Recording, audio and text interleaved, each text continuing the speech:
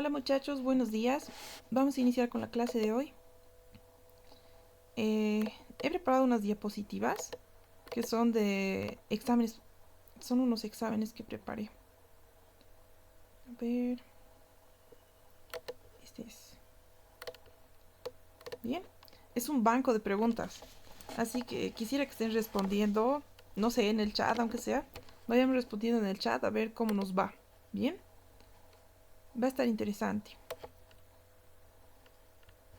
Miren, estas preguntas, las que vamos a resolver el día de hoy, son acerca del tema de respiratorio. Bien, respecto a los pasos de la respiración, nos dice.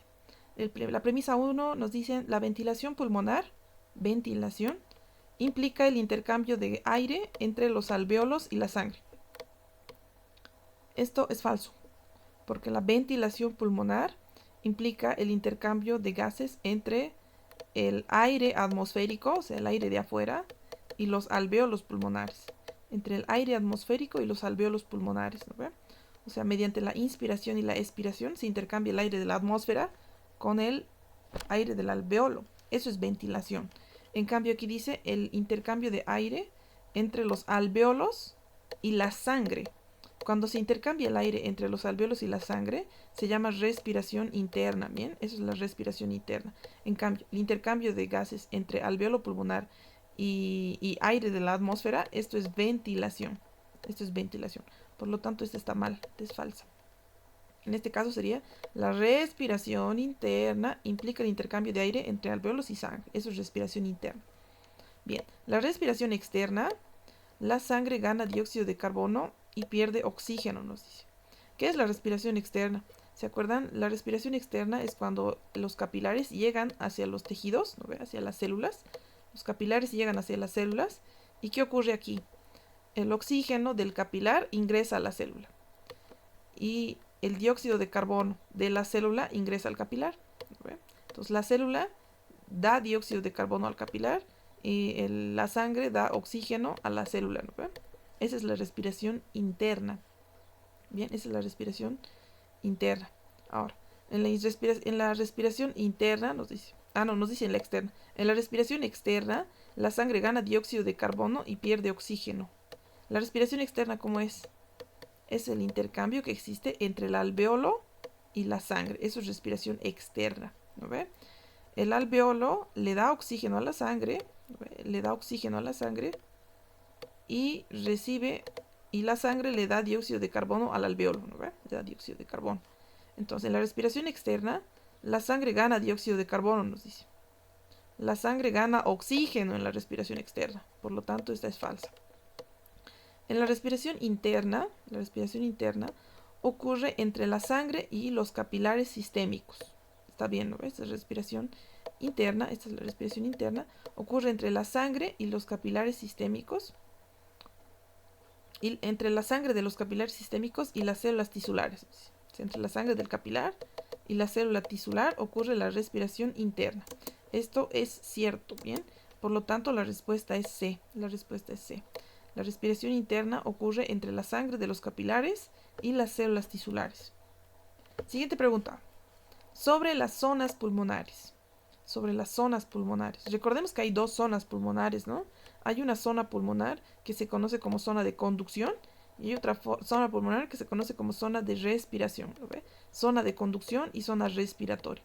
La de conducción básicamente nos decían que era para filtrar, calentar el aire. Esa era la conducción y conduce el aire. ¿Lo ve?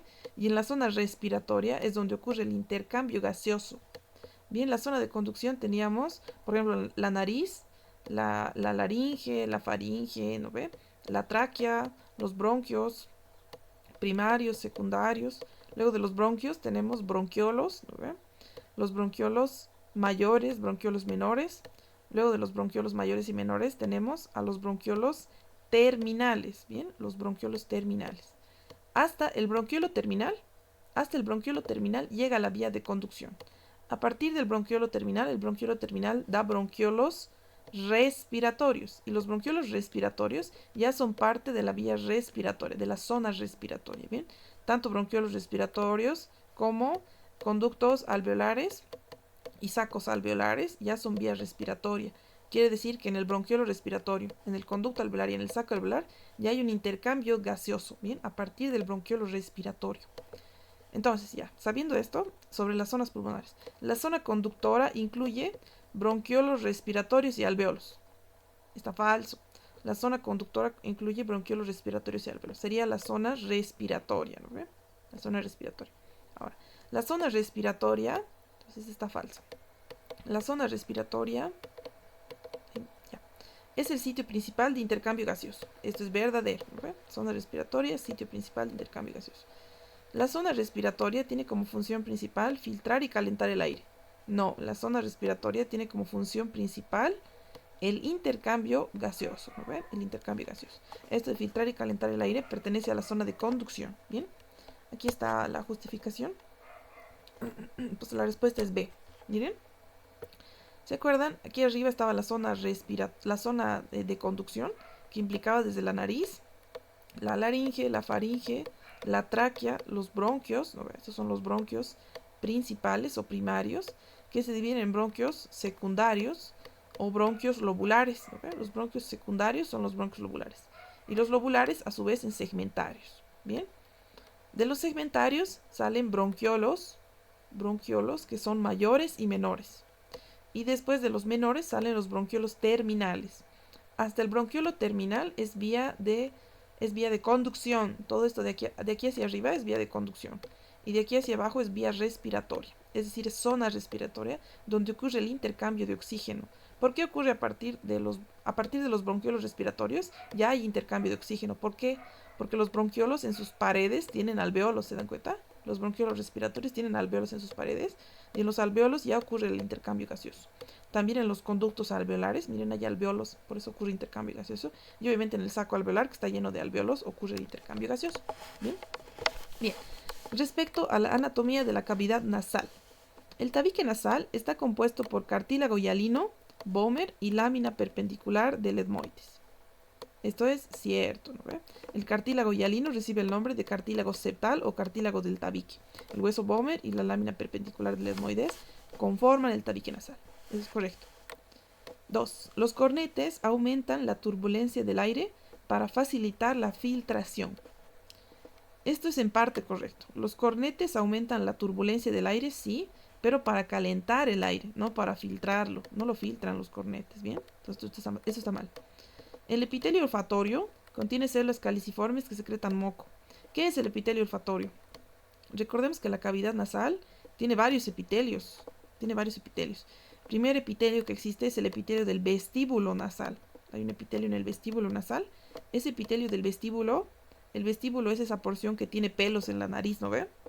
Ese epitelio del vestíbulo nos dicen que es piel con pelo. Es el epitelio del vestíbulo, es piel con pelo. O sea, ese epitelio, ¿qué epitelio tiene la piel? Plano, estratificado, ¿no ve? Ese es el epitelio de la piel. Con pelo, ese es el epitelio del vestíbulo. Bien, luego tenemos el epitelio que está en la mayor parte de la cavidad nasal, que es el epitelio respiratorio. Ahora, ¿cuál es el epitelio respiratorio por excelencia? El cilíndrico, pseudoestratificado, ciliado con células caliciformes, ¿no ve?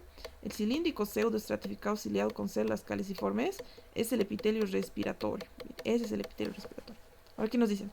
El epitelio olfatorio nos dicen. ¿Qué es el epitelio olfatorio? No es este epitelio respiratorio. El epitelio olfatorio es el epitelio que se encuentra en la parte superior de la cavidad nasal, ¿no ven? El techo de la cavidad nasal, donde tenemos receptores olfatorios, ¿no ven? Por ejemplo, las células olfatorias que forman el nervio olfatorio. Entonces, el epitelio olfatorio contiene células caliciformes que secretan moco. Esto es falso. El epitelio olfatorio es el epitelio especializado en la olfacción. Ese epitelio no tiene células caliciformes. El que tiene células caliciformes es el respiratorio, ¿bien? Por lo tanto, la respuesta es A. Bien, si se fijan, aquí está la mucosa nasal. Recordemos que esta partecita, miren, esta porción se conoce como vestíbulo de la nariz, ¿no ve? Que es la porción que está inmediatamente posterior a las fosas nasales, ¿no ve? O narinas. Es un epitelio que se conoce como piel con pelo. Pues el epitelio tiene piel con pelo. O sea, es epitelio plano, estratificado con vellosidades, ¿no? Plano, estratificado, no queratinizado con vellosidades. Ese es el vestíbulo.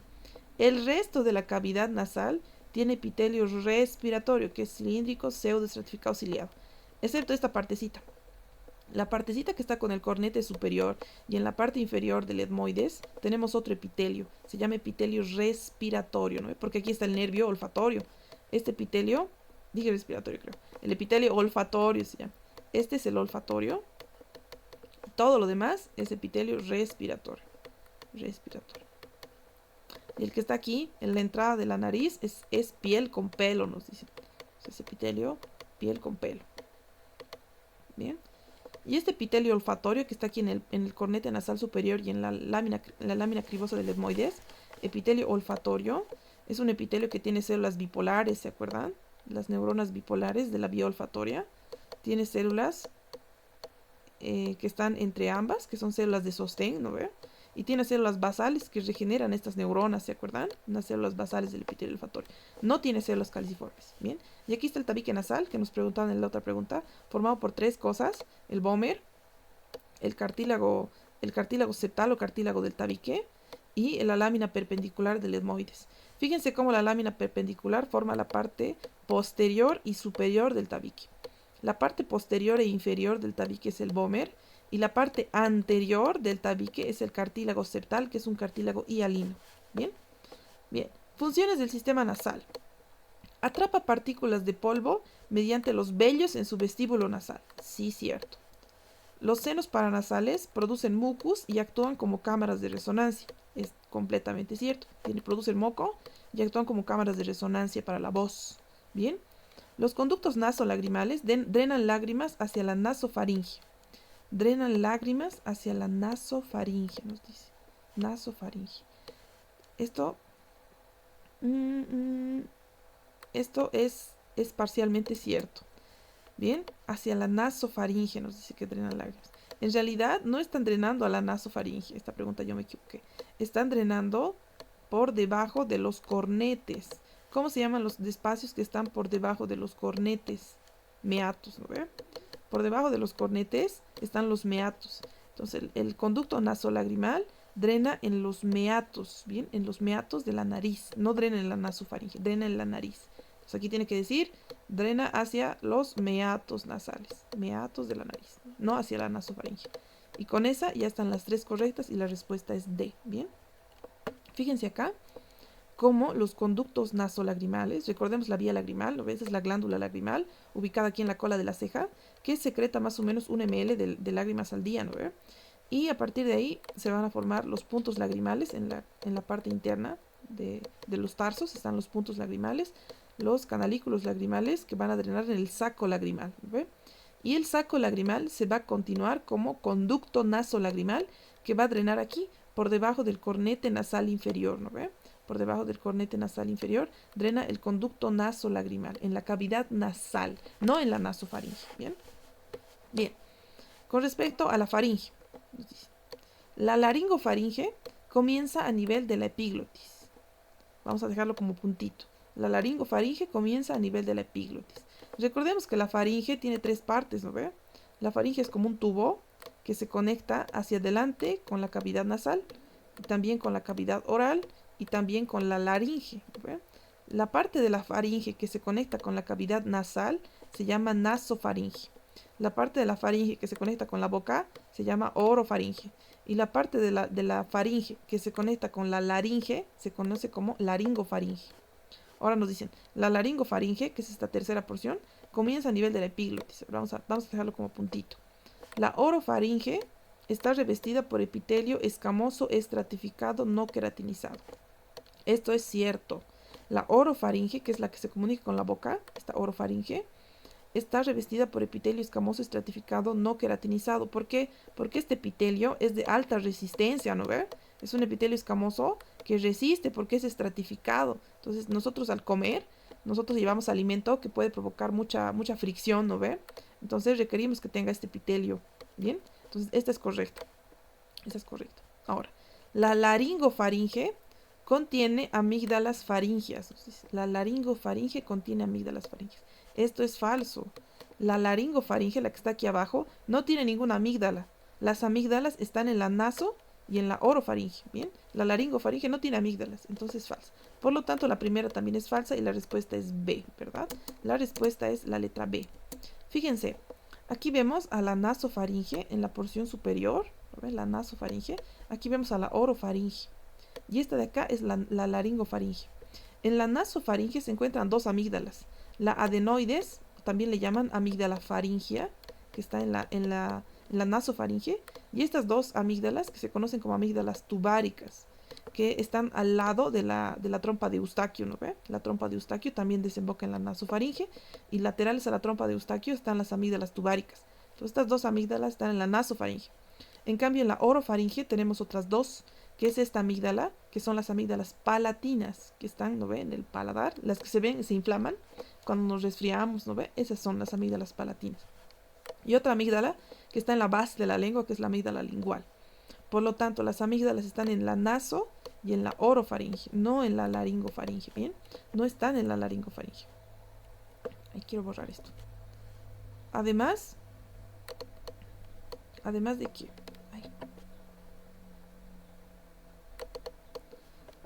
Además de que la pregunta nos decía, la laringofaringe, esta anterior, comienza a nivel de la epiglotis, nos dice.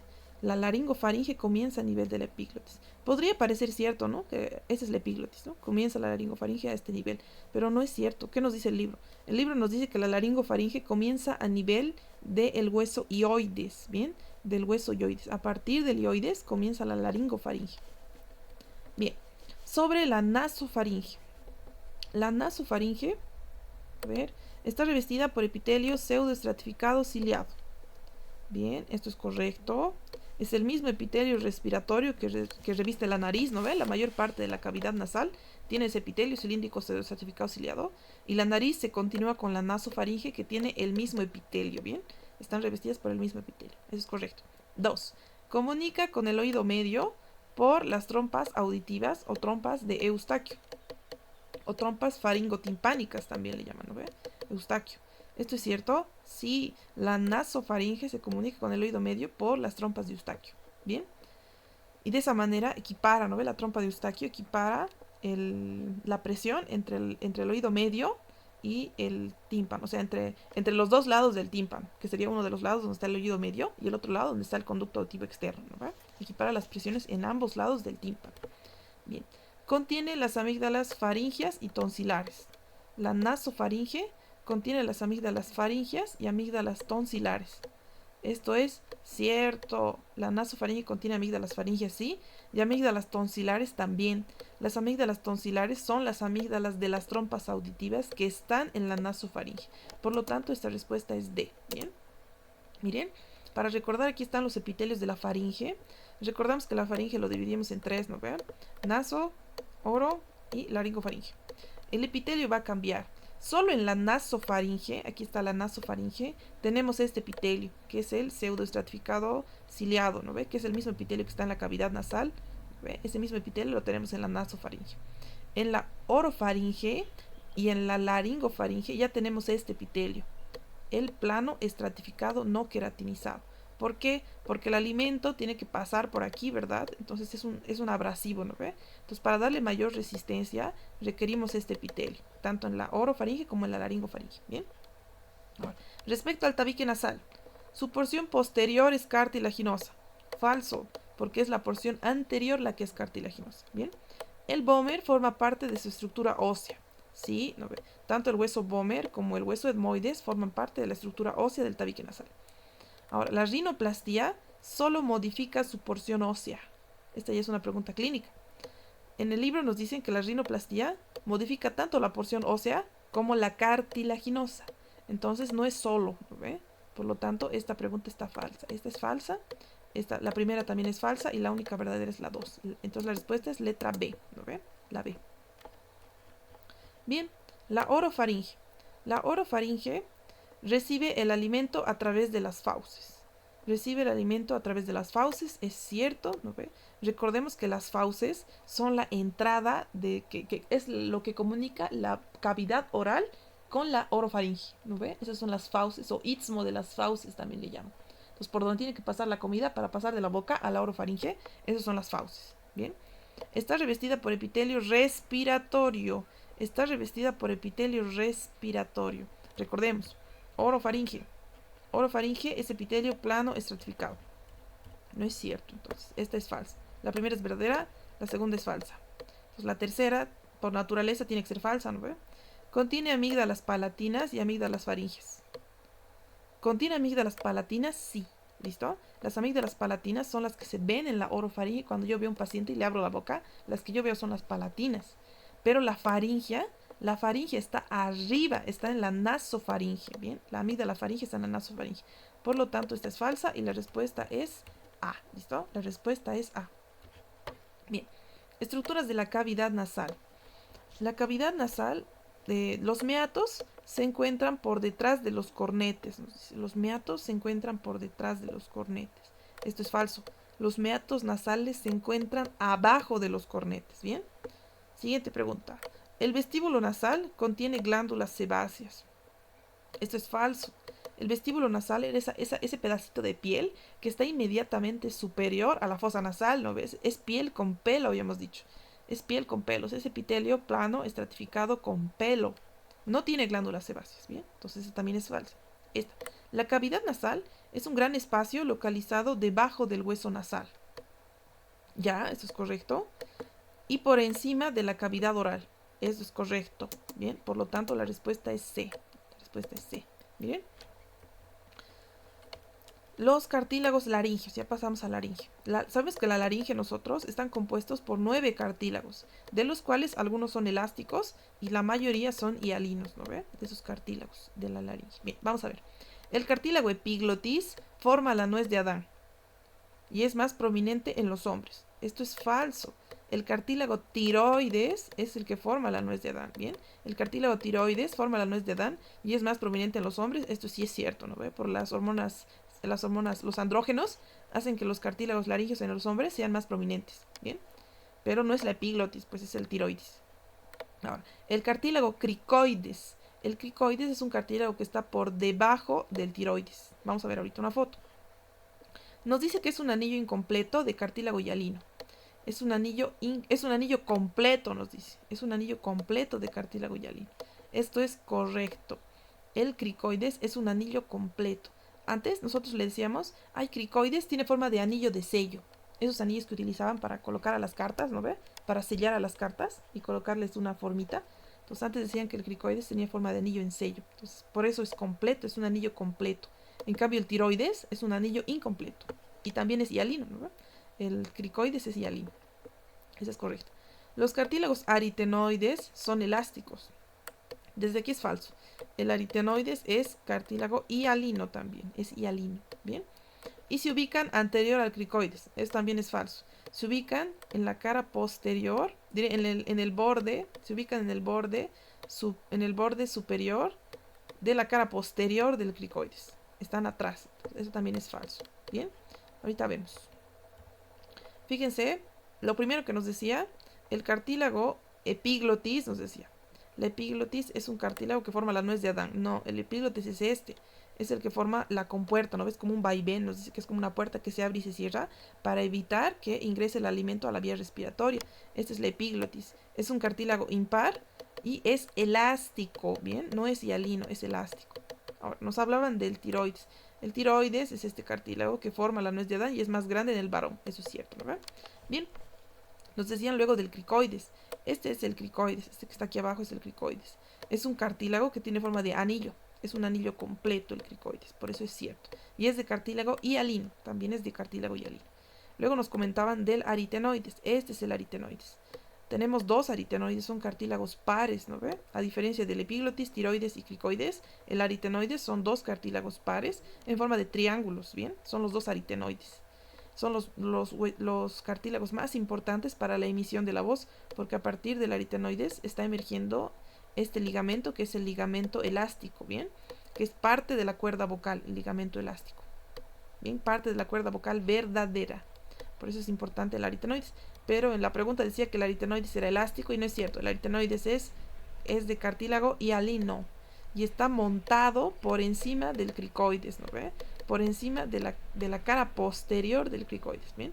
Está en la cara posterior, en su borde superior del cricoides. Bien, la epiglotis. ¿Qué nos dice de la epiglotis?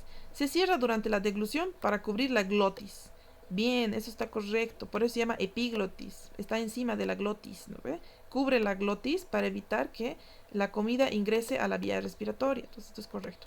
Su porción, tallo, está unida al hueso hioides. Su tallo está unida al hioides. Fijémonos aquí. Esa es la epiglotis. Este es su borde libre. Lo que está arriba se conoce como borde libre. Y lo que está aquí abajo se conoce como tallo. Su tallo, ¿a quién está unido? Al tiroides, ¿bien? No está unido al hioides. Su tallo está unido al cartílago tiroides. Entonces, su tallo está unido al hioides, dice. Esto es incorrecto. Su tallo está unida ¿a quién? Al cartílago tiroides. Bien, la porción superior está fija y se mueve de arriba abajo como puerta. No, pues, si estuviera fija, no se pudiera mover hacia arriba y abajo como puerta, ¿no ve? La parte superior de la epiglotis. Esta parte superior está libre, más bien. Por eso se llama porción libre. Esa porción está libre, no está fija. Por lo tanto, es falso. La respuesta es A, ¿no ve? La respuesta es la letra A. Bien, nos damos cuenta cómo el cartílago epiglótico va a descender durante la deglución para poder ocluir la glotis, ¿no ve? Que es la entrada a la laringe, y que el bolo alimenticio pase de la orofaringe hacia el esófago, ¿bien? Bien, otra pregunta, la carina. ¿Qué es la carina? Recordemos la tráquea, ¿no ve? La tráquea se bifurcaba a nivel de T5 en dos bronquios principales. Y la tráquea, su último cartílago de la tráquea formaba la carina. El último cartílago traqueal forma la carina, ¿no ve? Que está justo aquí en la bifurcación de ambos bronquios. Ahora nos dicen, la carina es el área más sensible para desencadenar el reflejo de la tos. Esto es cierto. Cuando una molécula alimenticia, alguna molécula de polvo ingresa y toca la carina es un área sumamente sensible, es el área más sensible que desencadena el reflejo tusígeno o de la tos. Bien. Los músculos intrínsecos de la laringe se conectan exclusivamente a los cartílagos laringios. Esto es cierto. Los músculos intrínsecos, por ejemplo, vamos a colocar aquí uno. Vamos a borrar. Fíjense, aquí estamos viendo una laringe, ¿no ven? Desde su vista posterior, esta foto de aquí. Esta es su vista anterior. Miren, los músculos intrínsecos nos dicen se conectan los cartílagos laringios entre sí. Por ejemplo, este músculo, miren, estoy pintando un músculo que es el músculo cricoaritenoideo posterior, ¿no? Que conecta el cartílago cricoides con el aritenoides desde atrás, ¿no? Cricoaritenoideo posterior. Bien, conectan los cartílagos laringios entre sí. Esos son los músculos intrínsecos de la laringe. ¿Dónde estamos? Ya. Y por último, el músculo traqueal regula el diámetro de la tráquea durante la respiración. Bien. Recordemos que la tráquea está formada por 16 a 20 anillos incompletos, ¿no ve? Sus anillos son incompletos y atrás se completan por una membrana fibrocartilaginosa, ¿no ve? Que tiene el músculo traqueal. Saxito también hay músculo traqueal. Y el músculo traqueal regula el diámetro de la vía respiratoria, de la vía de la tráquea, ¿no ve? Entonces, si el músculo traqueal se contrae, disminuye el calibre de la tráquea. Y si el músculo traqueal se relaja, aumenta el calibre de la tráquea, ¿no ve? Entonces aquí todas son correctas, ¿no? La respuesta es D. Bien. Aquí notamos cómo la tráquea está formada por anillos incompletos que hacia atrás se conectan, se continúan con esta membrana fibroelástica que les había dicho, ¿no ve? Y esta membrana fibroelástica va a tener el músculo traqueal, va a tener como componente al músculo traqueal que va a regular el diámetro de la vía respiratoria. Bien. Si somos perceptivos, notamos que también los bronquios, ¿no ve? Los cartílagos de los bronquios también son incompletos. Los de los bronquios principales son cartílagos incompletos también, que se rellenan hacia atrás por un músculo. Y ya no se va a llamar traqueal, se llama músculo bronquial, ¿no ve? Músculo bronquial. Bien. Bien. Ay, aquí me olvidé poner la animación. Miren, la producción de la voz. La producción de la voz. Los pliegues vestibulares o cuerdas vocales falsas participan en la fonación. No es cierto, los pliegues vestibulares o cuerdas vocales falsas no participan en la emisión de la voz. Esto es falso. La tensión de los ligamentos elásticos determina el tono de la voz. Esto también es falso. Los ligamentos elásticos forman parte de la cuerda vocal verdadera, ¿bien? Pero el libro nos menciona que la cuerda vocal verdadera es la que determina el tono de la voz, no solo los ligamentos elásticos, ¿bien? Toda la cuerda vocal verdadera es la que determina el tono de la voz. Y el correcto es este. La contracción del cricoaritenoideo posterior abre la hendidura glótica. Abre la hendidura glótica. Bien. Aquí está. Esta es la glotis. Ahora, ¿qué es la glotis? La glotis es los pliegues vocales verdaderos, que son estas cuerdas, ¿no? La cuerda vocal verdadera o pliegue vocal verdadero es este blanco. Entonces, las cuerdas vocales verdaderas son estas. Son estas. Más el espacio que existe entre ambas cuerdas, más el espacio que hay entre ambas cuerdas, esto se llama glotis. Cuerda vocal verdadera más el espacio entre ambas es glotis, ¿bien? ¿Y cómo se llama solo el espacio entre las dos cuerdas? Solo el espacio recibe el nombre de hendidura glótica. Solo el espacio se llama hendidura glótica. ¿Y quién tapa la hendidura glótica? La epiglotis, ¿no ve? Esta es la epiglotis. Esta es la epiglotis. Tapa la hendidura glótica, ¿bien? Bien. Con respecto a la la laringe es superior a las cuerdas vocales. Bueno, laringe. Superior a las cuerdas vocales, el epitelio de la laringe es escamoso estratificado, nos dice. La de abajo. Inferior a las cuerdas vocales es pseudoestratificado cilíndrico, nos dice. Y el ventrículo laringio es una expansión lateral de la cavidad laringea. Esto es correcto. Todas son correctas. Las tres son correctas. Bien, ahorita lo vemos en una foto. Miren, aquí vemos una laringe partida, donde podemos ver aquí arriba el pliegue vestibular o la cuerda vocal falsa, y aquí abajo la cuerda vocal verdadera o pliegue vocal. Bien, aquí están las dos cuerdas. Bien, lo que se encuentra arriba de la cuerda vocal falsa, porque la cuerda vocal falsa es superior, entonces, lo que se encuentra arriba se llama vestíbulo laringio. Y lo que se encuentra abajo de la cuerda vocal verdadera se llama cavidad infraglótica, ¿bien? Lo que está abajo. Ahora, cada uno de estos espacios tiene un distinto epitelio. Miren cómo el vestíbulo laringio tiene epitelio pavimentoso estratificado, ¿no ve? En cambio, la cavidad infraglótica tiene epitelio cilíndrico pseudoestratificado, llamado también epitelio respiratorio, ¿no ve? Entonces, correcto, nos dicen. La pregunta decía, superior a la cuerda vocal, a la cuerda vocal falsa o pliegue vestibular, tenemos este epitelio, es cierto. Ahora, inferior a la cuerda vocal verdadera o pliegue vocal, tenemos este epitelio, ¿no ve? Es el epitelio respiratorio, es verdadero.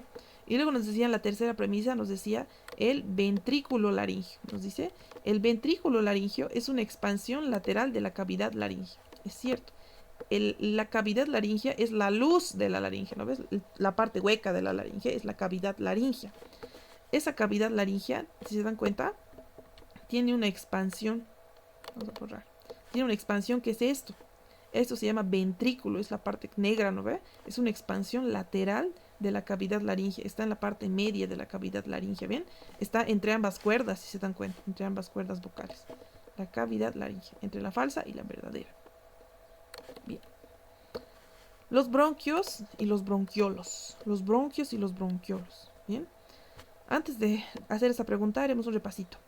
Recordemos que la tráquea se bifurca en dos. ¿Verdad? Bronquios primarios se llama. Bronquios primarios. Bien. Y estos bronquios primarios o bronquios principales, tenemos uno derecho y uno izquierdo. Esos bronquios primarios o principales se dividen, el del lado derecho se divide en tres. Y el del lado izquierdo se divide en dos. ¿Verdad? Se divide en dos. Entonces, el del lado derecho se divide en tres. Se llaman bronquios lobulares. Bronquios lobulares. Entonces, en el lado derecho, ¿cuántos lóbulos hay? Hay tres bronquios lobulares. Y en el lado izquierdo, ¿cuántos lóbulos hay? Hay dos bronquios lobulares. Hay dos. Bien, los bronquios lobulares. Ahora, estos bronquios lobulares, a su vez, se van a dividir. ¿En qué? Se van a dividir los bronquios lobulares en más ramas, que van a llamarse bronquios segmentarios, que van a ir a cada segmento broncopulmonar, los bronquios segmentarios. Entonces, ¿cómo va? Bronquio principal o primario, bronquio lobular y bronquios segmentarios, ¿bien? Ahora, ¿cuántos bronquios principales tenemos? Dos, uno para el lado derecho, uno para el lado izquierdo. ¿Cuántos bronquios lobulares tenemos? Del lado derecho tenemos tres, del lado izquierdo tenemos dos. Ahora, ¿cuántos bronquios segmentarios tenemos? Tenemos 10. 10 del lado derecho y 10 del lado izquierdo, ¿bien? Según el libro tenemos 10. 10 del lado derecho, 10 del lado izquierdo. Y de estos bronquios segmentarios recién van a salir los bronquiolos. Los bronquiolos pueden ser mayores, bronquiolos menores, bronquiolos terminales. Y de los bronquiolos terminales salen los bronquiolos respiratorios, ¿no ve? Y a partir de los bronquiolos respiratorios es donde está la vía respiratoria, la zona respiratoria, ¿no ve? Que es la zona donde hay intercambio gaseoso. A partir del bronquiolo respiratorio. Bien, ahora sí, recordando esto, nos dicen, los bronquios principales contienen anillos cartilaginosos incompletos. ¿Recuerdan? Los bronquios principales contienen anillos cartilaginosos incompletos. Esto es cierto.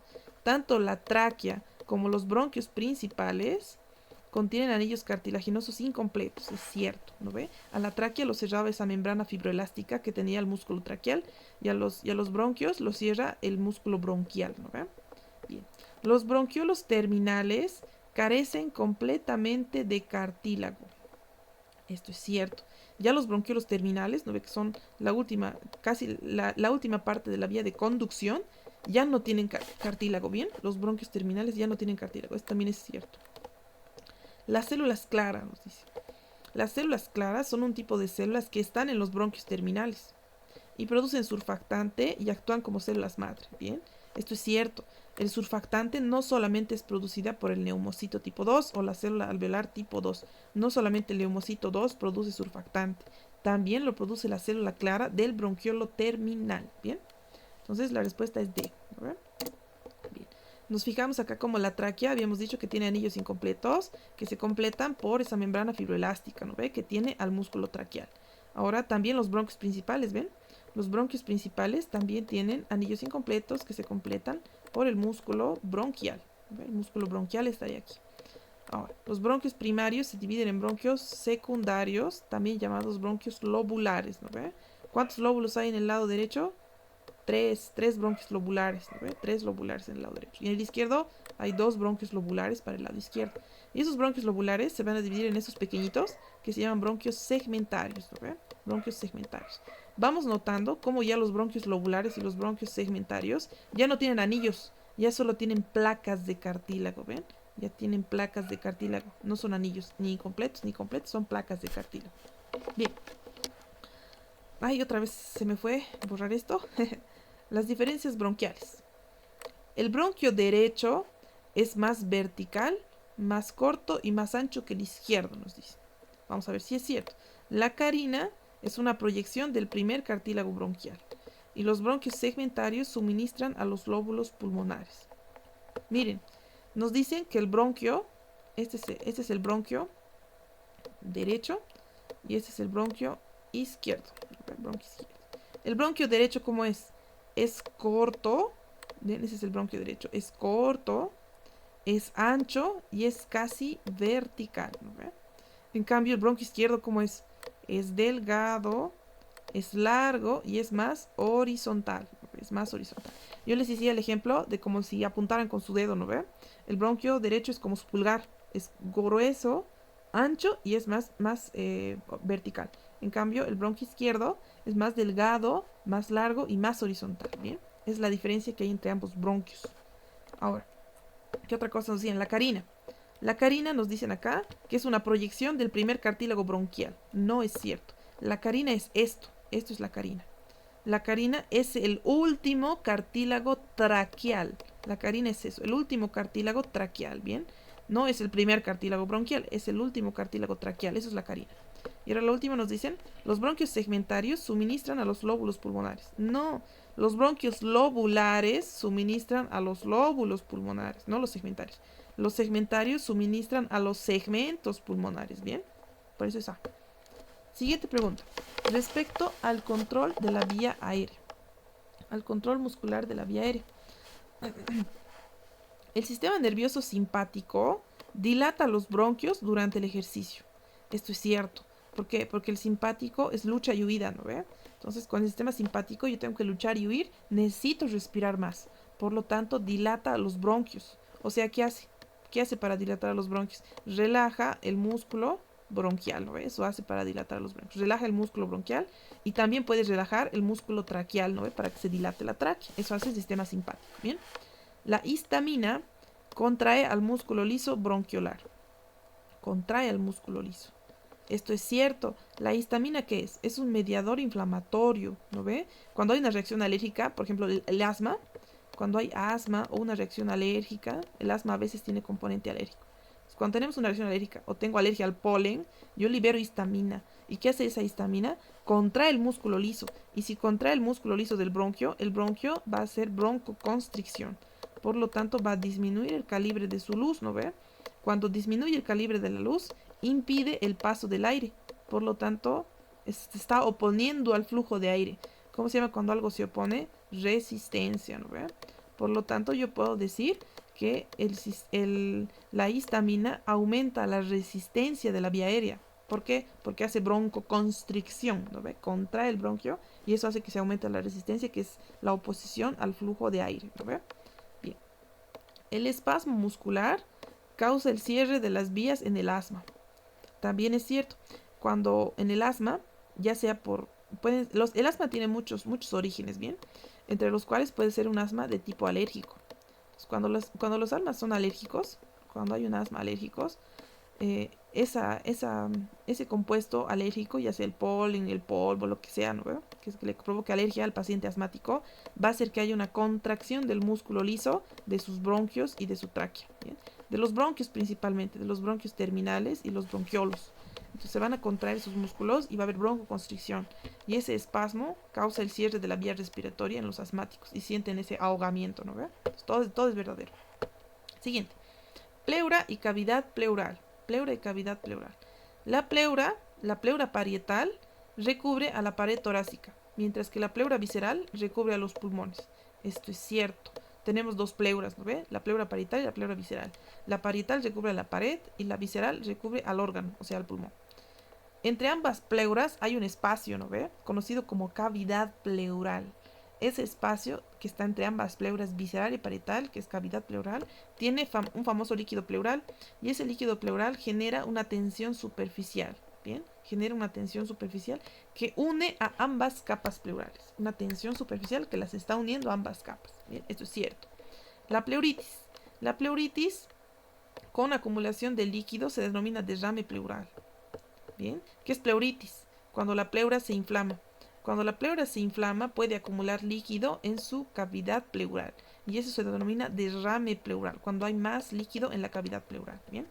Aquí vemos a las dos pleuras. La pleura que cubre directamente al órgano es la pleura visceral y la pleura después se refleja y se vuelve pleura parietal que está cubriendo a la pared torácica, ¿no ve?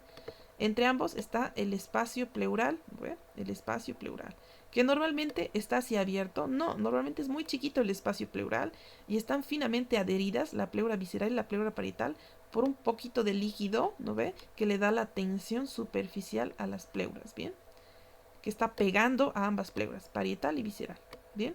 Por si acaso, este espacio pleural tiene una presión siempre que estamos respirando normalmente, es decir, que no estamos forzando la respiración, siempre la presión intrapleural, o sea, la presión que está entre ambas pleuras, siempre la presión intrapleural en una respiración normal, ¿no ve? No forzada, ¿no ve? Siempre va a ser menor a la presión atmosférica, ¿bien? ¿Cuánto es la presión atmosférica? ¿Quién recuerda?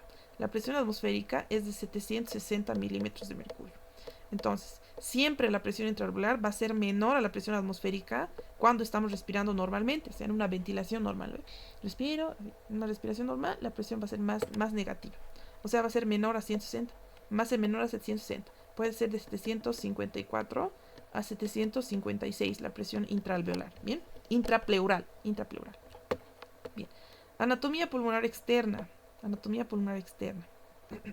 ¿Cómo son los pulmones por fuera? La base pulmonar es cóncava y se adapta a la convexidad del diafragma. ¿El pulmón cómo es? El pulmón es como una pirámide que su base es la parte de abajo y sí es cóncava y se está adaptando a la convexidad del diafragma, ¿no? ¿Ve? Aquí están los dos pulmones. Es cierto, esta es verdadera, ¿bien? También, aparte de la base, tenemos al vértice, ¿no? La parte superior se llama vértice o ápex pulmonar. También tenemos a la cara, esta cara se llama cara costal, ¿no? Que es la cara que está con las costillas, cara costal. Y la cara que está al medio se llama cara mediastínica, ¿no ve? Incluso nos dicen que el pulmón izquierdo tiene una escotadura, ¿no ve? En su cara, en este borde, tiene una escotadura para el corazón. ¿Bien? Bien. Nos dice, esta es la verdadera entonces. El 2. El ápex pulmonar no puede ser palpable. O sea, este vértice de aquí arriba no puede ser palpable, nos dice. Esto es falso. Porque yo puedo palpar el vértice de mi pulmón. ¿Por qué? Porque sobrepasa a la clavícula, ¿bien?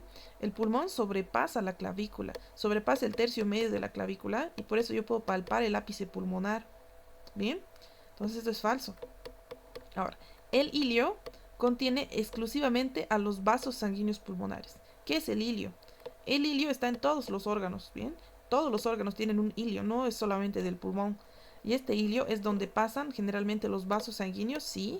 Y en el pulmón, ¿no ve? Aquí estaría su hilio, donde está entrando los vasos sanguíneos. Y también que está entrando de importante, los bronquios, ¿no ve? Por el hilio entran los bronquios. Entonces no solamente, no exclusivamente entran los vasos sanguíneos, sino también entran los bronquios primarios o bronquios principales, ¿no ve? Por lo tanto la respuesta es A. Bien, miren, aquí está el hilio pulmonar, ¿no ve? El sitio donde está ingresando vasos sanguíneos, ya sea la arteria pulmonar o están saliendo las venas pulmonares, y también está ingresando el bronquio principal, ¿no ve? El bronquio principal. Ese es el hilio pulmonar, ¿bien? Y también están ingresados vasos linfáticos por el hilio pulmonar. Bien, con respecto a la segmentación pulmonar. ¿Qué era la segmentación pulmonar? ¿Recuerdan esa foto donde veíamos un pulmón con varias partes que estaban pintadas, ¿no ve? De todos los colores estaban pintadas varias partes. Todos esos eran los segmentos pulmonares, ¿listo? Y los segmentos pulmonares nos dicen que ¿quién va a un segmento pulmonar? Un bronquio segmentario, ¿no ve? Un bronquio segmentario va a un segmento pulmonar. ¿Cuántos había en cada pulmón? 10, ¿no ve? Habían 10 segmentos en cada pulmón. Ahora, entonces, un bronquio segmentario va a cada segmento pulmonar. En el libro le dicen por eso segmento broncopulmonar. Bien, segmento broncopulmonar. Bien, los bronquios segmentarios suministran a los lóbulos pulmonares. Chic, chic, chic, chic. Falso. Los bronquios segmentarios suministran a los segmentos pulmonares. Los bronquios lobulares suministran a los lóbulos pulmonares. Bien, entonces este es falso. 2. La escisión quirúrgica de un segmento broncopulmonar daña gravemente el tejido circundante. Hemos dicho que cada uno de estos redonditos era un segmento. ¿No ven los que estaban pintados? Ahorita vamos a ver una foto. Estos eran segmentos. Cuando yo reseco un segmento, no se daña el resto. Eso es lo súper interesante de los segmentos broncopulmonares, de que cuando yo reseco un segmento, no se daña el resto. Es decir, que si hay un tumor, digamos aquí en el pulmón, un cáncer del pulmón que está quitito, yo puedo resecar el segmento donde está el cáncer sin dañar al resto del pulmón. No es que el resto del pulmón se va a colapsar. O sea, esto es falso. La incisión quirúrgica de un segmento no daña el tejido circundante. Bien, esto es falso, falso, falso. El 3. Cada lóbulo pulmonar recibe un bronquio lobular específico. Cada lóbulo recibe un bronquio lobular específico. ¿Cierto? ¿No ve? Esto es cierto. La respuesta es C. ¿Bien? Bien. Miren, aquí están los segmentos pulmonares. ¿Cuántos había de cada lado? 10, ¿no ve? 10 segmentos pulmonares de cada lado. Los bronquios segmentarios suministran a cada segmento broncopulmonar. ¿Bien? Cada uno de estos es un segmento broncopulmonar o segmento pulmonar. ¿Bien? Y van a suministrarse por aire por los segmentos. Los segmentos se van a suministrar por aire por los bronquios segmentarios. ¿Bien? Bien.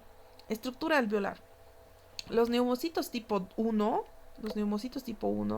son, o células alveolares tipo 1, ¿no ve? Son pavimentosos y son los principales sitios de intercambio gaseoso. Esto es cierto. Recordemos, el neumocito tipo 1 es así. Es una célula plana, ¿no ve? Con su núcleo. Y es el principal sitio de difusión de intercambio gaseoso porque es plano, ¿no ve? Aquí ocurre el intercambio gaseoso o la respiración externa, ¿no ve? Es cierto. Los neumocitos tipo 2 secretan surfactante y tienen microvellosidades. Sí, el neumocito tipo 2, para empezar, es cúbico, ¿bien? Es cúbico con microvellosidades y secreta surfactante, al igual que ¿quién? Al igual que las células claras. ¿Qué hacía el surfactante? El surfactante reduce la tensión superficial y evita el colapso pulmonar. Eso hace el surfactante. Entonces, esta es correcta. Esta también es correcta. Ahora esta. Los macrófagos alveolares eliminan partículas finas de polvo. También es correcto, ¿no ve? Eliminan partículas finas de polvo. Bien, la respuesta es D.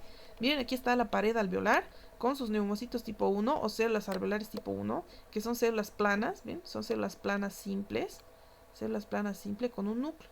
Y son el principal sitio donde ocurre el intercambio gaseoso al ser planas, ¿no ve? Bien, porque es más delgadito. Los neumocitos tipo 2 también forman parte de la pared del alveolo, pero son células cúbicas con microvellosidades y secretan surfactante. Surfactante. Bien, aquí está el surfactante. Y los macrófagos son estos. Los macrófagos también forman parte de la pared alveolar y fagocitan finas moléculas de polvo y otros restos que han ingresado al alveolo. Para eso sirven las células de polvo o macrófagos alveolares. Bien, estos tres, los neumocitos tipo 1, tipo 2 y los macrófagos, son componentes de la pared alveolar. Bien, la pared alveolar. La membrana respiratoria. ¿Qué es la membrana respiratoria? La membrana respiratoria, vamos a dibujar aquí. Digamos que es un alveolo. Ese es un alveolo. El alveolo debe intercambiar su oxígeno con la sangre, ¿no ve? Digamos que este es un capilar sanguíneo. Debe intercambiar su oxígeno con la sangre. Entonces, el oxígeno del alveolo debe difundir hacia el capilar sanguíneo. Y para difundir hacia el capilar sanguíneo el oxígeno y también el dióxido de carbono, ¿no ve? El dióxido de carbono de la sangre debe difundir al alveolo. Para poder difundir, ¿qué cosas tienen que atravesar? Tendrían que atravesar a la pared del alveolo y a la pared del vaso sanguíneo, ¿no ve? Tienen que atravesar eso. Eso se llama membrana respiratoria. Y la membrana respiratoria consta de la pared alveolar, que serían los neumocitos tipo 1, tipo 2 y los macrófagos. Consta de una membrana basal, más que hay aquí, una membrana basal, ¿bien? Y en el capilar consta del endotelio del capilar y una membrana basal. Entonces, ¿cuántas capas hay? Endotelio, membrana basal, 2. Membrana basal y pared alveolar, 3, 4. Son 4 capas lo que debe atravesar, ¿no ve? Entonces aquí dice, la membrana respiratoria, eso se conoce como membrana respiratoria, consiste en 4 capas y tiene un grosor total de 0.5 micras. Esto es cierto, ¿bien?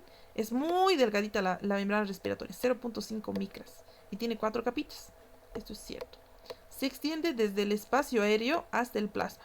Sí, porque va desde el alveolo, desde el espacio aéreo del alveolo, hasta el plasma de la sangre, ¿no ve? Entonces eso también es cierto. Y su superficie total equivale a un área de una cancha de racquetball.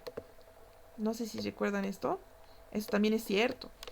Si yo corto todos los alveolos y los extiendo, voy a juntar una cancha de racquetball, unos 75 metros cuadrados. O sea, con esto nos podemos dar cuenta de la gran superficie de intercambio que tienen los alveolos, ¿no? De la gran superficie de intercambio que tienen los alveolos. La respuesta es D, ¿bien? Miren, aquí está la membrana respiratoria, que consta de este lado, aquí está el capilar, y de este lado está el alveolo, ¿no? El alveolo pulmonar. Entonces, ¿qué capas debe atravesar el oxígeno, por ejemplo, para ir desde el alveolo hacia el capilar? ¿Qué capas debe atravesar? Debe atravesar a la pared alveolar, ¿no ve? La pared alveolar, que está formada por neumocitos tipo 1, tipo 2 y macrófagos, ¿no ve? Luego debe atravesar su membrana basal. Luego debe atravesar a la membrana basal del vaso sanguíneo y el endotelio del capilar, ¿no ve? Hemos dicho que la membrana es delgada, 0.5 micras. Bien, siguiente pregunta nos habla acerca de la irrigación pulmonar. Con respecto a la irrigación pulmonar, ¿bien? La vasoconstricción hipóxica desvía la sangre desde las áreas mal ventiladas. La vasoconstricción hipóxica, miren. Es interesante algo, les comento. Cuando el tejido sufre hipoxia, ¿qué es hipoxia? Es disminución del oxígeno, ¿no ve? Disminución del oxígeno libre. Cuando un tejido sufre hipoxia, normalmente, ¿qué creen que van a hacer sus vasos sanguíneos? ¿Se van a vasodilatar o van a hacer vasoconstricción? Cuando un tejido sufre hipoxia, normalmente los vasos sanguíneos se dilatan, ¿bien? ¿Para qué? ¿Para qué se dilatan? Para que el oxígeno vaya a difundir más rápido, ¿no ve? Vaya a salir más rápido porque el tejido tiene hipoxia. Por eso se vasodilatan. Eso ocurre en casi todos los tejidos del cuerpo, excepto en uno. ¿Dónde? En el pulmón, ¿bien? En el pulmón ocurre lo contrario. Con la hipoxia, más bien pasa lo contrario. Los vasos sanguíneos se constriñen, se achican los vasos sanguíneos, ¿bien? Entonces dice, la vasoconstricción que fue provocada por la hipoxia, o sea, ¿esto es cierto? Sí, porque en el pulmón, ¿no ven? En el pulmón hay vasoconstricción por la hipoxia, a diferencia del resto del cuerpo que debería haber vasodilatación. Bien, la vasoconstricción que ocurrió por la hipoxia desvía la sangre desde áreas mal ventiladas. Es cierto. ¿Por qué ocurre esta vasoconstricción solo en el pulmón? ¿Por qué? Porque se dice que los alveolos, miren, vamos a dejar aquí un alveolo, cuando el alveolo tiene poco oxígeno, ¿para qué va a llegar sangre a este alveolo? si este alvéolo tiene poco oxígeno, si está hipóxico.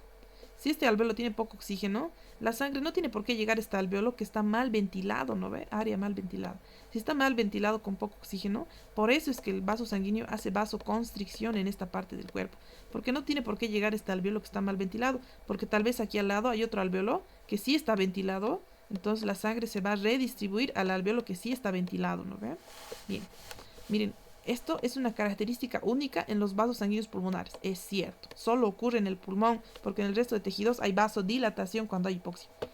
Este fenómeno se conoce como acoplamiento, ventilación, perfusión. También es cierto. El fenómeno se conoce como acoplamiento, ventilación, perfusión. Cuando hay hipoxia en el pulmón, hay vasoconstricción. Y eso es el acoplamiento, ventilación, perfusión. Por lo tanto, esto es D. Esto es correcto. ¿Bien? Siguiente. Lobulillos pulmonares. Lobulillos pulmonares. ¿Hemos escuchado esto? Creo que no habíamos escuchado, ¿no? Bien, recordemos que el pulmón, vamos a volver a dibujar nuestro pulmón. Dibujemos un pulmón derecho. Ese es un pulmón derecho. Entonces, ¿cuántos lóbulos tiene? Tiene 3 lóbulos, ¿no? 3 lóbulos el pulmón derecho. Por una fisura horizontal y una fisura oblicua, hacen que tenga 3 lóbulos el pulmón derecho. Esos lóbulos, a su vez, tienen varios segmentos, ¿no ve? Tienen varios segmentos los lóbulos. Los lóbulos tienen segmentos. O sea, los bronquios lobulares dan bronquios segmentarios, ¿no? ¿Cuántos segmentos tienen? 10. ¿Listo? De los bronquios segmentarios, dentro de estos lóbulos pulmonares, dentro de estos segmentos pulmonares, ¿no ve?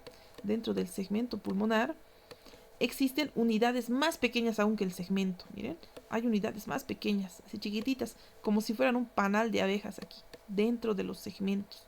Unidades pequeñitas, ¿bien? Se llaman lobulillos. Estos son los lobulillos pulmonares. Son más chiquitos que los segmentos. Son como panalcitos de abeja. Bien, dentro de los segmentos pulmonares. Estos lobulillos pulmonares, miren, nos dice que tienen. Contienen una rama de un bronquio secundario, un linfático, una arteriola y una vénula. ¿Será cierto? Los bronquios respiratorios inician la zona respiratoria. Nos dice. Los bronquiolos respiratorios inician la zona respiratoria.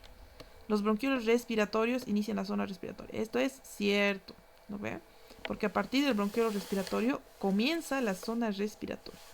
Ahora, los lobulillos pulmonares están rodeados por tejido conectivo denso.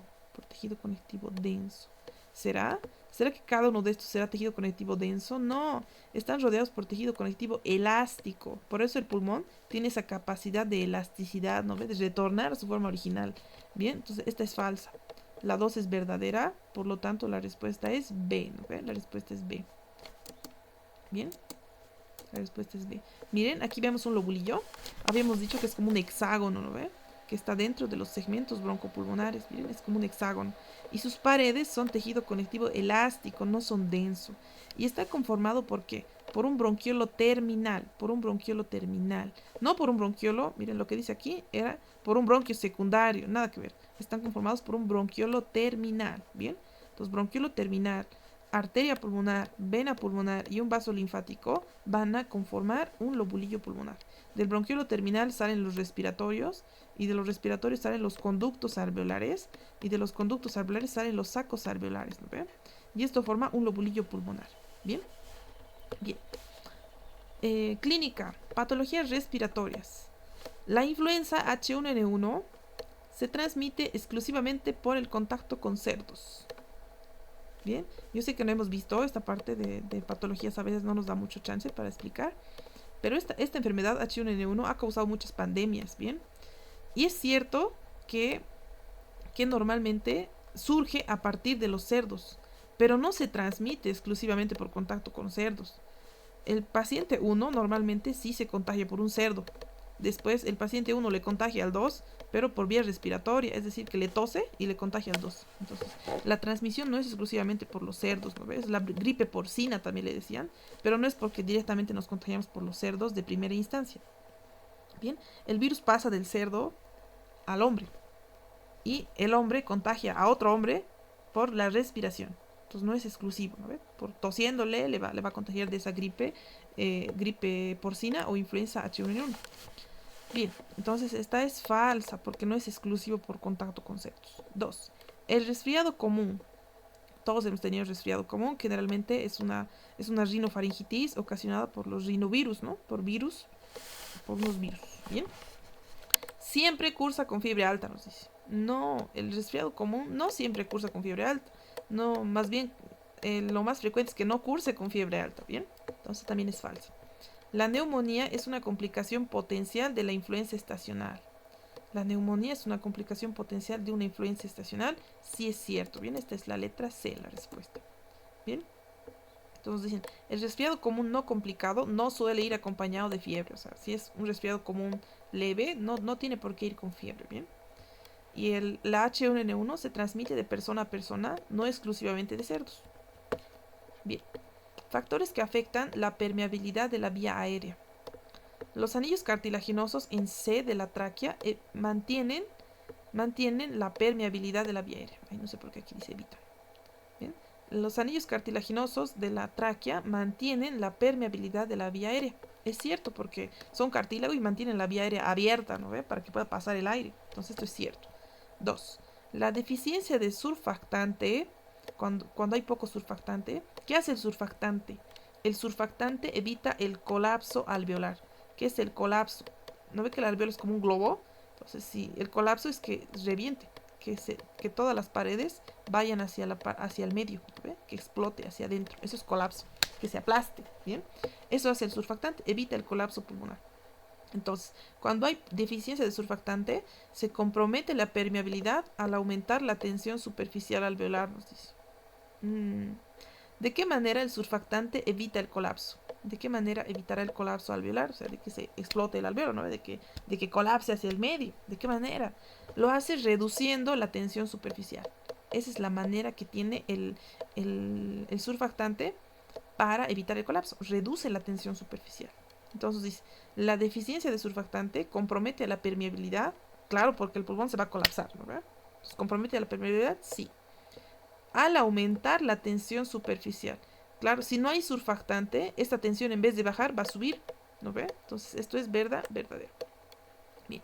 Un tabique nasal desviado es un ejemplo de estructura que compromete la permeabilidad. Claro, si mi tabique está desviado, si está desviado al lado derecho, mi fosa nasal derecha va a estar tapada y va a comprometer la permeabilidad de mi vía respiratoria, de mi narina derecha, ¿verdad? Entonces, las tres son premisas verdaderas. La respuesta es D. Bien. Bien. La presión intrapleural y la ventilación. ¿Qué es la presión intrapleural? La presión intrapleural es la presión que está en la cavidad pleural. Ahora, ¿qué es la cavidad pleural? El espacio que está entre la pleura visceral y la pleura parietal, ¿no? Ese es el espacio que está aquí, es la cavidad pleural. Y la presión que existe aquí se conoce como presión intrapleural, ¿recuerdan? ¿Y qué hemos dicho hace rato?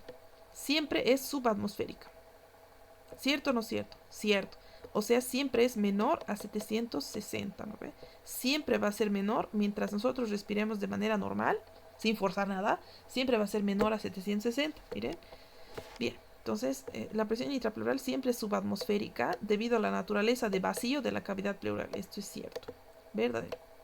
Durante la inspiración, la presión intrapleural disminuye. Durante la inspiración, la presión intrapleural disminuye de 756 a 754. Bien, tal vez no nos acordamos de esto, pero ¿qué hay que saber? Que la presión intrapleural siempre es subatmosférica, entonces siempre va a ser menor a 760. Puede ir de 756 a 754.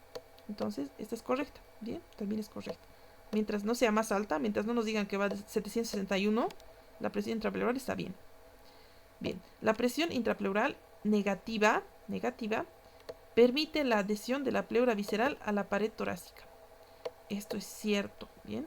La pleura visceral se adhiere a la pared torácica y mantiene el pulmón expandido porque tiene una presión negativa. ¿A qué se refiere presión negativa? Que es una presión que es menor a la presión atmosférica, ¿bien? Por eso es negativa, es menor a la atmosférica, es negativa. Es una presión que le está succionando hacia la pared y está manteniendo el pulmón abierto, ¿no ve? Eso hace la presión intrapleural, mantiene al pulmón abierto. Pega la pleura visceral a la pared torácica y mantiene el pulmón expandido, ¿bien? Entonces la respuesta de esto es D. La mecánica de la expiración.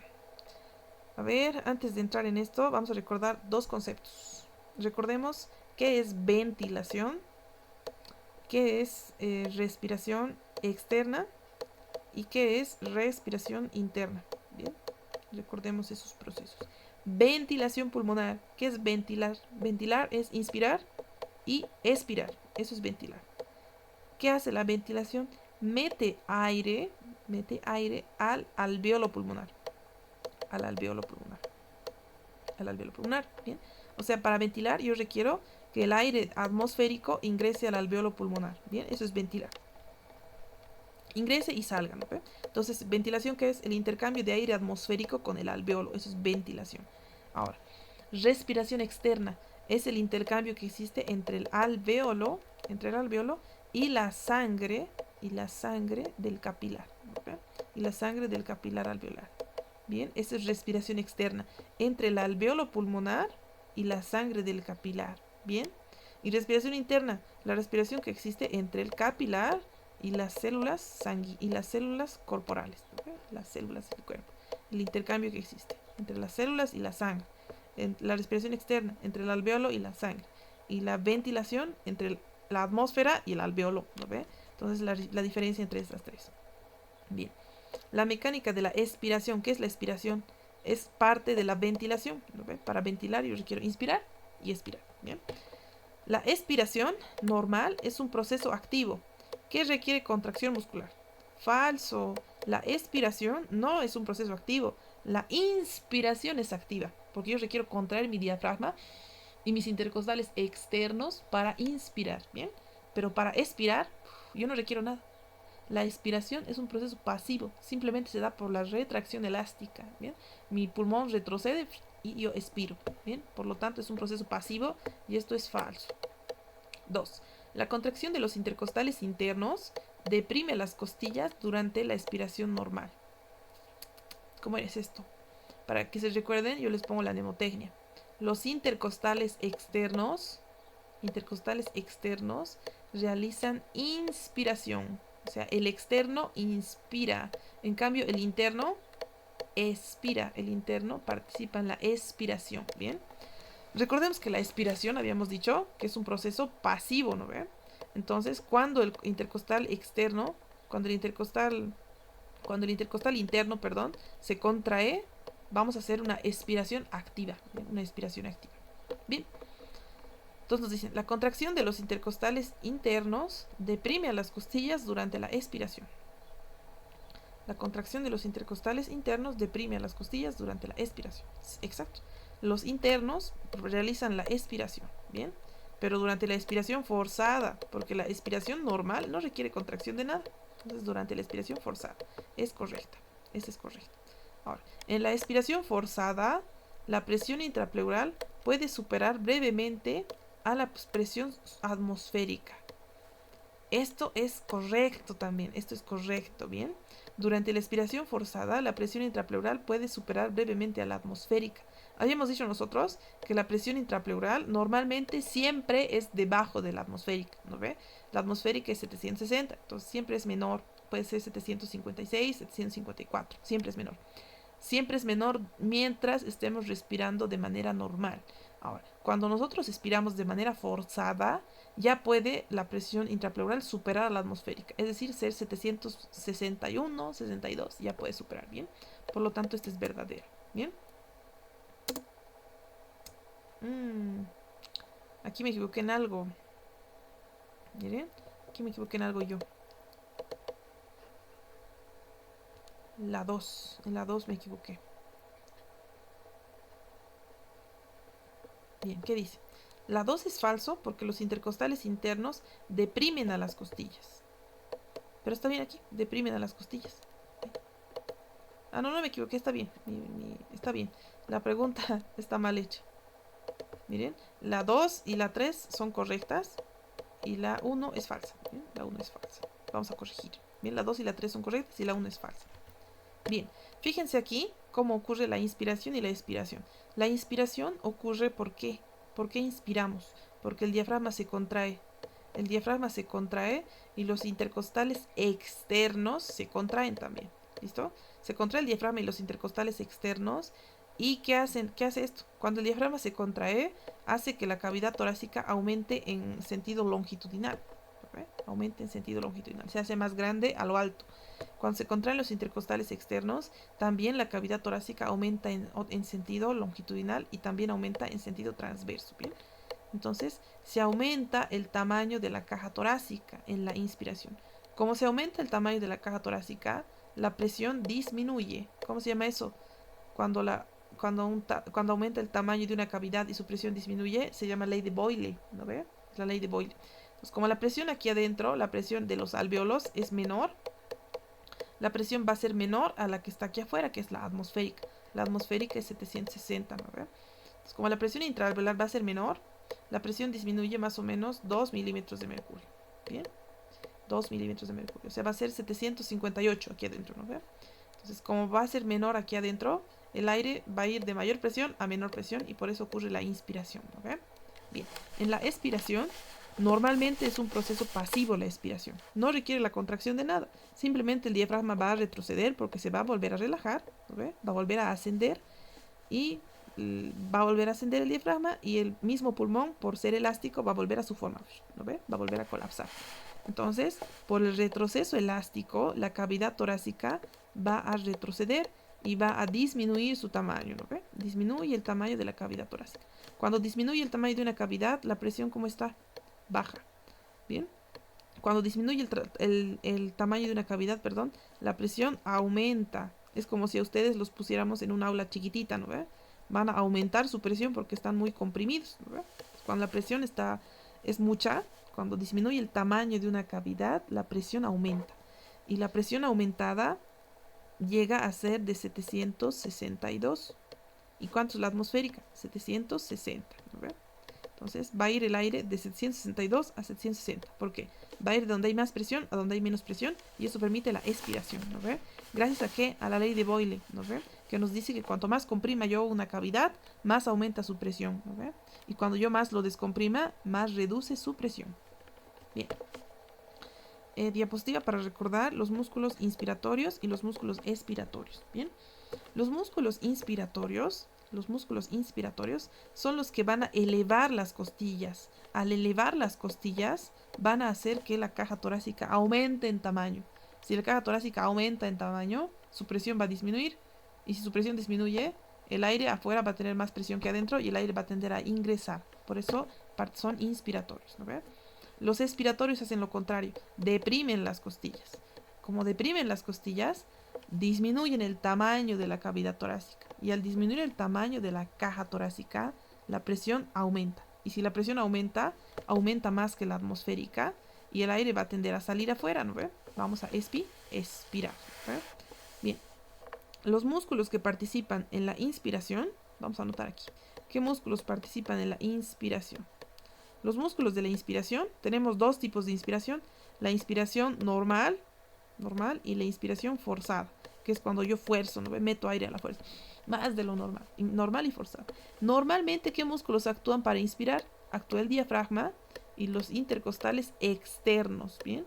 El diafragma y los intercostales externos actúan durante la inspiración normal y durante la forzada ya actúan otros músculos, como ser ¿quiénes? Miren, como ser los escalenos y como ser el esternocleidomastoideo, ¿no ve? Escalenos y esternocleidomastoideo actúan durante la inspiración forzada. Bien, escalenos y esternocleidomastoideo. Ahora, de este otro lado tenemos a la expiración. La expiración normalmente es un proceso pasivo. Entonces, tenemos expiración normal y expiración forzada también, ¿no ve? Normal es cuando yo expiro, simplemente suelto el aire, expiro, ¿no ve? Y forzada es cuando yo fuerzo la expiración. Aprieto y sale todo del aire, ¿no ve? Fuerzo. Bien. Durante la expiración normal, ¿qué músculos voy a utilizar? Ninguno, porque es un proceso pasivo. No utilizo ningún músculo. Durante la expiración forzada, utilizo muchos músculos para expirar forzadamente. Por ejemplo, ¿qué puedo hacer para expirar forzadamente? Puedo apretar todo mi abdomen, ¿no ve? Comprimo mi abdomen y de esa manera boto el aire. Apretan su pancita y botan el aire. Entonces, los músculos abdominales son músculos expiratorios, ¿bien? Los músculos abdominales son músculos expiratorios forzados. ¿Qué músculos abdominales tenemos? El recto del abdomen, el oblicuo externo, el oblicuo interno y el transverso, ¿no ve? Son músculos para la expiración forzada.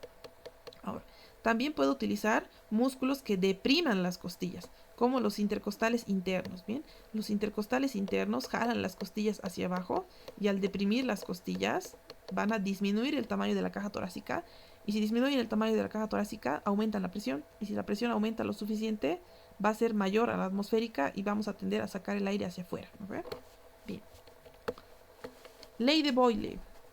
Habíamos hablado un poquito acerca de la ley de Boyle. Ley de Boyle y ventilación.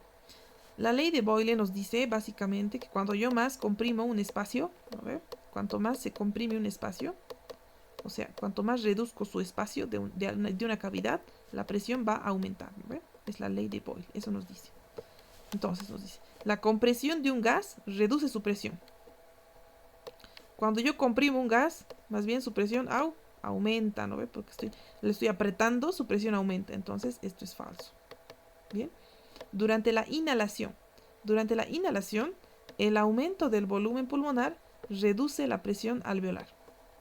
Durante la inhalación, cuando yo meto el aire a mi pulmón, el aumento del volumen pulmonar reduce la presión alveolar. Podemos dejarlo como puntito. Miren. La contracción diafragmática aumenta el tamaño vertical de la cavidad torácica. Aquí está raro. Miren, aquí. Esto vamos a borrar. Bien, la contracción diafragmática disminuye el tamaño vertical de la caja torácica. Cuando el diafragma se contrae, la caja torácica aumenta o disminuye. Aumenta la caja torácica, porque el diafragma se contrae hacia abajo, ¿no ve? Entonces, como el diafragma se aplana, la caja torácica aumenta. Bien, aumenta de tamaño. Y aquí dice que disminuye, por lo tanto esta es falsa. La respuesta entonces es B, ¿bien? La respuesta es B. Bien. Recordemos que la inspiración es activa y la expiración es pasiva. La inspiración requiere de la contracción principalmente del diafragma, un 75%, y de los intercostales externos, un 25%. En cambio, la expiración es un proceso pasivo que requiere de la retracción elástica simplemente. El retroceso elástico y la tensión superficial de la cavidad pleural hacen que yo pueda exhalar sin requerir la contracción de algún músculo, ¿bien? En una expiración normal, Diferente si yo quiero expirar de manera forzada, donde yo sí puedo contraer músculos, ¿no ve? Como los músculos intercostales externos, o puedo contraer los intercostales internos, perdón, o los músculos del abdomen, ¿no ve? Bien. Tensión superficial y surfactante. ¿Qué era la tensión superficial? La tensión superficial es la tendencia que tenemos al colapso. ¿Qué es colapso? Como que revienta una burbuja, ¿no? Eso es colapso. Pues aquí les pongo la foto. ¿Qué es tensión superficial? Es esa tendencia que tiene a colapsarse los alvéolos pulmonares. Eso es tensión superficial. Entonces, ¿quién disminuye la tensión superficial? ¿Quién disminuye que se colapse el pulmón? El surfactante, ¿no ve? El surfactante. ¿Bien? Bien. La tensión superficial en los alvéolos dificulta la expansión alveolar, nos dice. Claro, porque la tensión superficial es lo que tiende al colapso más bien. Entonces, obviamente, si hay más tensión, hay menos expansión del alvéolo, ¿no? Entonces, esto es verdadero. El surfactante disminuye la tensión superficial, ¿no ve? Surfactante reduce la tensión superficial, que es la tendencia al colapso, ¿no ve? Para prevenir el colapso alveolar. Entonces, esto es correcto también. La deficiencia de surfactante causa el síndrome de dificultad respiratoria en neonatos. Sí, a veces los neonatos nacen sin surfactante porque han nacido muy prematuros generalmente y nacen sin este surfactante. Entonces, cuando no hay surfactante, se colapsa su alvéolo y eso causa que tengan dificultad respiratoria. Esto también es verdadero. Por lo tanto, es D la respuesta. ¿Bien? Bien. Recordemos que el surfactante está dentro del líquido alveolar y el surfactante está compuesto por fosfolípidos y lipoproteínas y es secretado por los neumocitos tipo 2 y las células de Clara, ¿no? Las células Clara que están en los bronquiolos terminales. Bien, ¿qué hace el surfactante? Reduce la tensión superficial por debajo de la tensión superficial del agua. O sea, al reducir la tensión superficial evita el colapso pulmonar. Bien, bien. Siguiente, y creo que va a ser el último o penúltimo, la resistencia de la vía aérea. La resistencia de la vía aérea disminuye durante la inhalación porque los bronquios se dilatan. Vamos a ponerlo como puntito. Bien, siguiente. Las señales simpáticas causan broncoconstricción y aumentan la resistencia. ¿Cierto o no cierto? Las señales simpáticas causan más bien broncodilatación Por lo tanto, disminuyen la resistencia, que es la oposición al flujo pulmonar, al flujo aéreo, ¿no ve? Entonces, esta es falsa, porque las señales simpáticas causan broncodilatación y reducen la resistencia. O sea, puede pasar mejor el aire, ¿no ve? Bien, el 3. El asma aumenta. Otra vez está doble la palabra. Vamos a borrar aquí. Vamos a borrar alguno. Vamos a borrar este. Vamos a poner aquí disminuye. Bien, borremos este. Miren lo que dice. El asma disminuye la resistencia por obstrucción de la vía aérea. El asma disminuye la resistencia. ¿Qué es la resistencia? La oposición. El asma disminuye la oposición al flujo aéreo. No, porque el asma más bien aumenta la oposición, ¿no ve? Porque hace broncoconstricción. Entonces el asma no disminuye la resistencia por obstrucción de la vía aérea. El asma aumenta la resistencia porque obstruye la vía aérea y por eso hace oposición, ¿no ve? Entonces la respuesta aquí es falsa. El asma no disminuye, aumenta la resistencia de la vía aérea, ¿bien? Y la respuesta es A, ¿bien? Durante la inhalación, los bronquios se dilatan. Los bronquios se dilatan, ¿no ve? Porque está pasando el aire. Y al abrirse los bronquios, reduce la resistencia. ¿Bien? Bien. Este ahora sí va a ser el último. Eupnea. ¿Qué es la eupnea? La eupnea es la respiración normal, o sea, inhalación, exhalación, es eupnea. Normalmente, ¿a qué frecuencia nosotros tenemos una eupnea, una respiración normal? A una frecuencia de 12 respiraciones por minuto. ¿Bien? E incluye patrones de respiración superficial, profunda o combinada. Bien, la respiración superficial también le llaman respiración costal, que es cuando se contraen los músculos intercostales internos, bien, respiración costal. Y la respiración profunda es la contracción del diafragma. Entonces, en una respiración normal se contraen los intercostales externos y el diafragma, o ambos. Sí, correcto, esto es correcto. Eupnea. La respiración costal, solo de las costillas, implica la contracción diafragmática. Nos dice, no, la respiración costal implica la contracción de los intercostales externos, ¿bien? De los intercostales externos. La costal de los intercostales externos. Ahora, la tos es un movimiento reflejo que no puede iniciarse voluntariamente. Falso. La tos sí puede iniciarse voluntariamente, ¿bien? Sí se puede iniciar voluntariamente. Por lo tanto, esto está mal, la respuesta es A, ¿no ve? La respuesta es A. Vamos a quedar aquí. De todos modos, les voy a pasar estas diapositivas para que lo tengan, ¿no? Y puedan repasar un poquito. Bien, nos vamos a ver directamente el día de mañana, que ya es presencial. Que tengan buenas tardes, chicos. Adiós a todos.